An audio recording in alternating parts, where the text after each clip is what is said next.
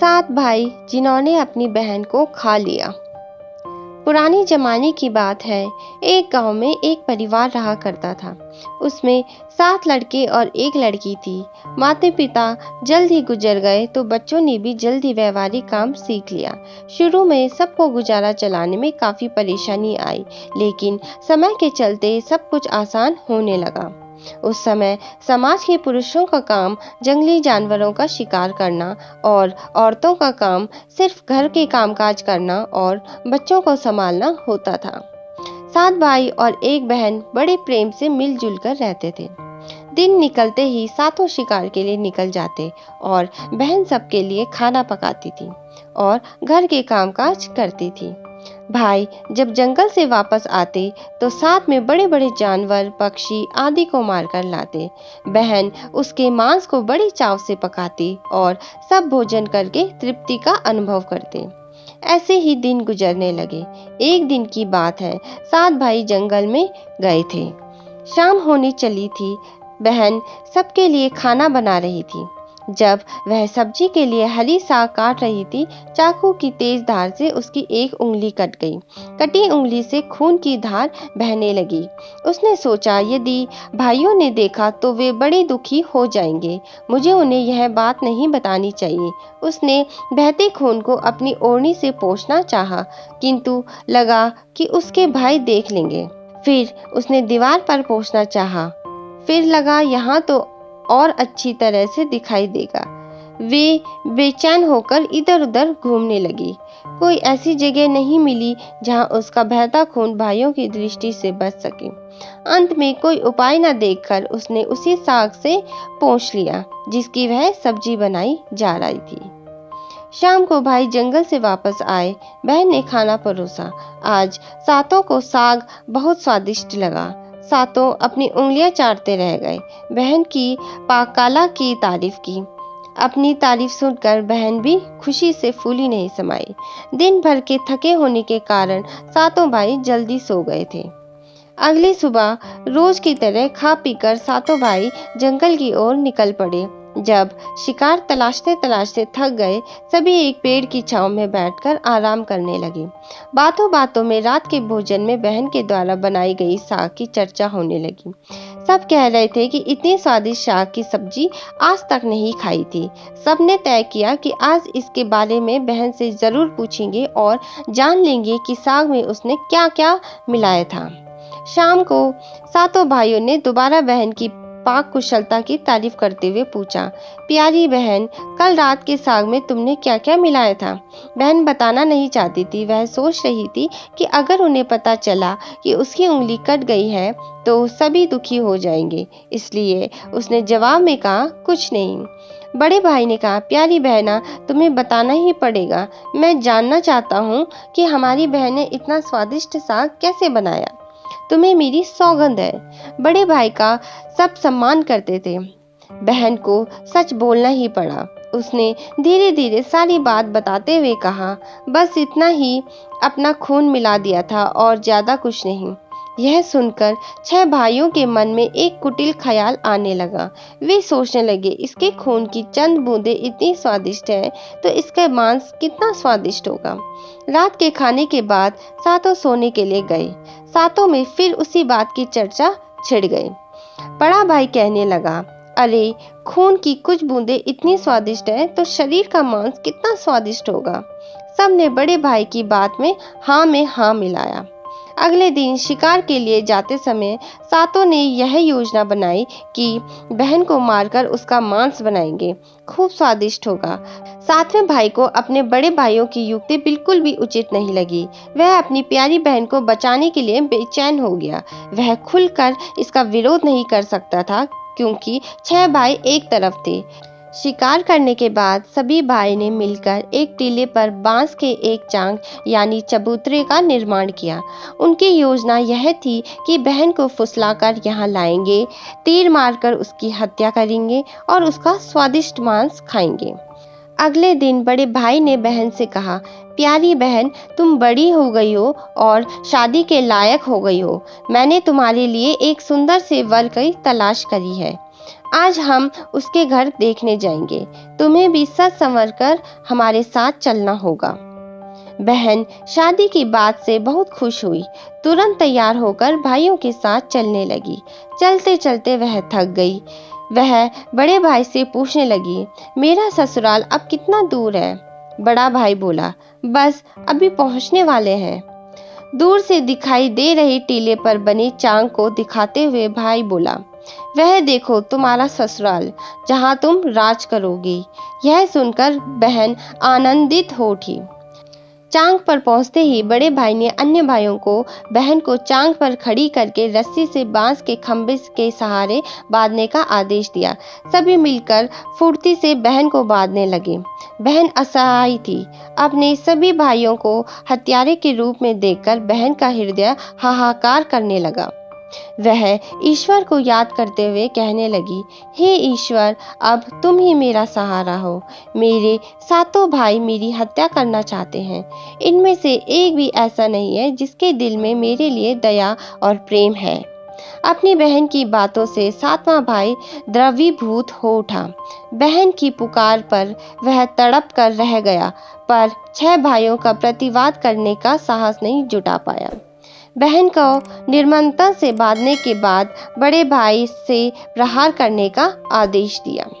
बड़ा भाई हाथों में धनुष बाण लेकर जब प्रहार करने को तैयार हुआ, तब बहन भाई के सामने हाथ जोड़कर करुण स्वर में गाने लगी, मारो भैया मारो, छाती में लक्ष्य करके भैया, छाती में लक्ष्य करके। तुम्हारा तीर तुम्हारा धनुष जंगल को जाएगा भैया। मारो भैया, छाती में लक्ष्य करो, छाती में लक्ष्य करके भैया, छाती में लक्ष्य करके। भाई ने कठोरता दिखाते हुए तीर चलाया, पर उसका निशाना विफल हो गया। इसके बाद दूसरा भाई तीर मारने को तैयार हुआ। बहन ने उसके आगे भी हाथ जोड़कर वही करुण गीत दोहराया। उसका भी निशाना चूक गया। इसी तरह सभी भाइयों ने बारी बारी बहन की छाती को लक्ष्य करके तीर मारने की कोशिश की। बहन हर बार यही गीत दोहराती रही। 6 भाई लक्ष्य भेद करने में असफल रहे। अब 7वें भाई की बारी थी। 6 भाई उसे कहने लगे, पूरी ताकत से तीर चलाना, बहन को एक ही बार में ढेर करना। यदि तुम्हारा निशाना चूक गया तो तुम जिंदा नहीं बचोगे। हम सब मिलकर तुम्हें मार देंगे। बहन ने छोटे भाई की जान खतरे में पड़ते देखा। उसने अपनी जान न्यौछावर करके उसे बचाने का निश्चय किया। वह ईश्वर से प्रार्थना करने लगी, हे ईश्वर, मेरे भाई का तीर मेरी छाती भेदने में सफल हो जाए। वह करुण गीत गाने लगी, मारो मारो भैया, छाती में लक्ष्य करके भैया, छाती में लक्ष्य करके। तेरा तीर मेरी छाती भेद जाए, मारो भैया मारो, छाती में लक्ष्य करके भैया, छाती में लक्ष्य करके। छोटे भाई ने तीर चलाया। उसका तीर बहन के मर्म पर जा लगा। वह दर्द में तड़प उठी। कुछ देर छटपटाने के बाद उसके प्राण पखेरु उड़ गए। वह निस्पंद हो गई। अपनी कुटिल योजना सफल होने पर 6 भाइयों की बाँछें खिल गई। सातों ने मिलकर मृत बहन का शरीर चांग से नीचे उतारा। 6 भाइयों ने मिलकर बहन के शरीर को बोटी बोटी काट डाली। बड़े भाई ने 7वें को जंगल से लकड़ी और पानी लाने का आदेश दिया। छोटा भाई पानी और लकड़ियों के साथ साथ कुछ मछलियां और केकड़े ले आया। वह अंदर ही अंदर बहुत व्यथित था। उसके भाई बहन का मांस बड़े चाव से पका रहे थे। वह अपनी प्यारी बहन का मांस नहीं खा पाएगा। अगर नहीं खाएगा तो अन्य भाई उसे गाली देंगे। उसने मांस बनाते समय चुपके से अपने साथ लाई 6 मछलियां और केकड़े को आग में दे दिया और अपना खाना जुगाड़ किया। चावल और मांस तैयार हो गया। जमीन पर केले के पत्ते बिछाकर उसमें सबके लिए खाना परोसा गया। छोटे भाई ने पहले ही अपने बैठने के स्थान पर एक छोटा गड्ढा खोद रखा था। उसने अपनी पत्तल में परोसे गए नर मांस को चुपके से गड्ढे में डाल दिया और मछली भात खाने लगा। अन्य भाई बहन की हड्डियां चबाने लगे। वह केकड़ा चबाने लगा। जब सबने बहन के शरीर के स्वादिष्ट मांस से अपना पेट भर लिया तो बड़े ने सातवें भाई को झूठा साफ करने को कहा। उसने बहन की बची खुची हड्डियां और शरीर के अन्य भाग जैसे सिर, नाखून, पंजे आदि सभी इकट्ठा करके उसी गड्ढे में डाल दिया और मिट्टी से ढक दिया। कुछ समय बाद उस स्थान पर बांस का एक पौधा उग गया। धीरे धीरे वहां बांसों का झुरमुट बन गया।